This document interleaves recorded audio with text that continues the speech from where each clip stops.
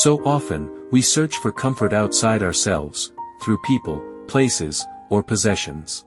But the truest home, the one that can never abandon you, is within your own heart. When you love yourself deeply, you create a foundation that no storm can wash away. This inner home becomes a shelter, a warmth that waits for you at the end of every day. Loving yourself isn't selfish, it is survival, it is freedom. It is the soil from which every other form of love can grow. Without it, we wander endlessly, hungry for validation.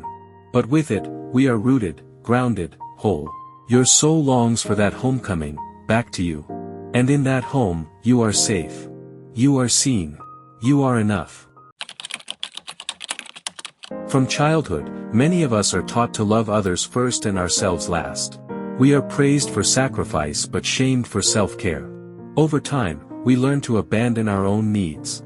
We silence our voices to keep the peace. We shrink our lights so others feel comfortable. But this abandonment comes with a cost. When you ignore yourself long enough, you stop recognizing the person in the mirror. The truth is, you can never truly pour love into others from an empty cup. Self-love is not arrogance, it is nourishment. It is choosing to befriend the person you will live with forever, yourself.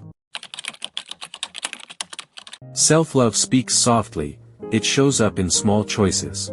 It's in the meal you prepare with care, even when no one is watching.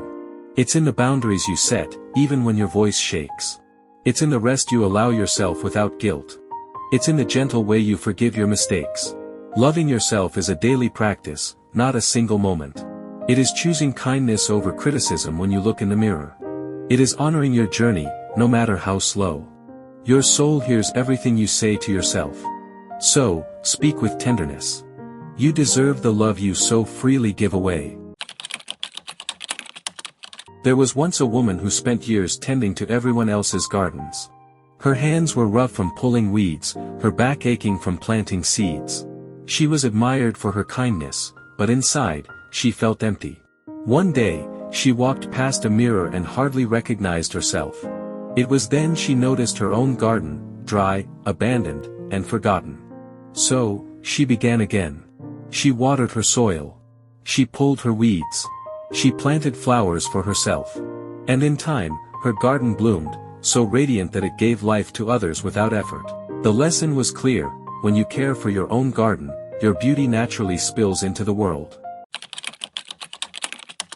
Being your own safe place means listening to your fears without judgment. It means holding space for your pain, instead of running from it. It is letting your tears fall without shame. It is celebrating your wins, no matter how small. It's knowing that when the world rejects you, you still have yourself to return to. You are both the question and the answer, the wound and the healing. When you choose to stay with yourself through every storm, you create unshakable trust. And trust is the foundation of safety. Boundaries are an act of self-love. They protect your energy and honor your worth. But so often, we fear saying no. We worry people will leave if we put ourselves first. The truth is, people who truly love you will celebrate your boundaries. And those who walk away were never aligned with your soul. Every no you speak is also a yes, to your peace, your values, your wholeness. Boundaries are not walls, they are doors, doors that decide what enters and what must stay outside. And in protecting your heart, you build the safest place of all, yourself. Inside each of us lives the child we once were.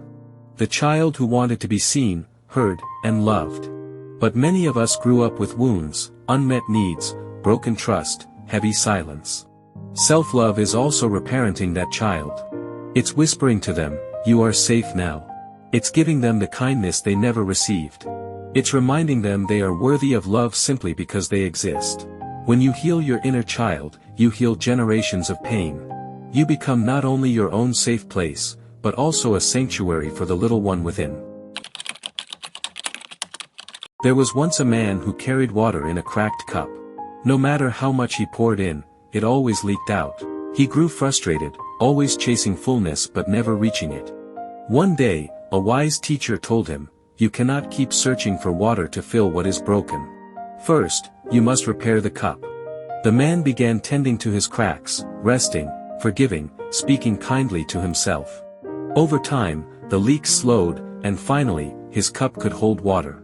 From then on, he no longer lived in thirst. For he had learned, healing yourself first allows every drop of love to stay. When you love yourself, you change the way you walk into the world. Your energy becomes calmer, kinder, more radiant. You no longer seek approval, you embody peace. People feel safe around those who feel safe within themselves. And so, your self-love becomes a gift to others. It teaches them by example. It whispers, "You are enough too." This ripple moves quietly, but its power is infinite.